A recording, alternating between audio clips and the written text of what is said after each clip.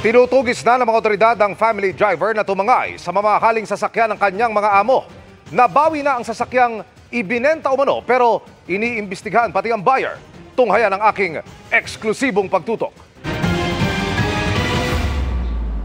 Mula sa labas hanggang loob, sa mga upuan sa harapan hanggang sa likuran, elegante ang disenyo at hindi nakapagtatakang aabot sa halos 5 milyong piso ang halaga ng sasakyang ito.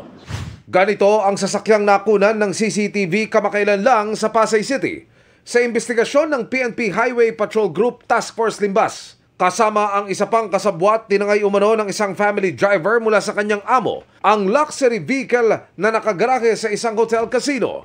Ayon sa may-ari, may hawak na duplicate na susi ang suspect. Most of the time, ang nangyayari po pag mga ganitong magagandang sasakyan, binibenta ka agad yan at na-transfer. So na-trace po natin, nag-red flag yung sasakyan na ililipat na po sa ibang pagmamay-ari. So doon po natin na-intercept yung isang liaison ng buy and sell car na itra-transfer po supposedly yung sasakyan. Arestado ang lalaking ito na siyang itinuturong nagpoproseso ng mga dokumento sa LTO para mailipat na ang pangalan sa bagong may-ari.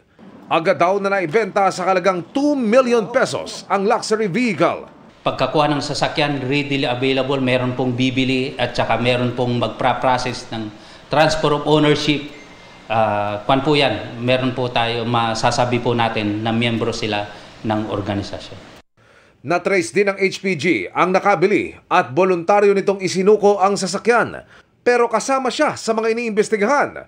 Wala pa siyang komento pati ang inarestong nag-aayos ng LTO registration. Patuloy na tinutugis ang suspect na family driver. Pag ang isang sasakyan po ay napakamura sa kanyang modelo, huwag ka agad-agad po bibilihin. Una po makipag-coordinate sa LTO at saka sa HPG po, baka po yung bibilihin ninyo sasakyan ay alarmado na po.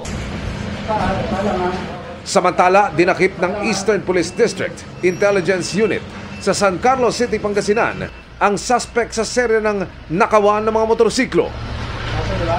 Itong insidente na ito ay binigyan pansin ng ating intelligence operative kasi last year sila yung mga involved sa mga carnapping incident.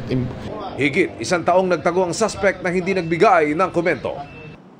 Para sa GMA Integrated News, Emil Sumangil, nakatutok 24 oras.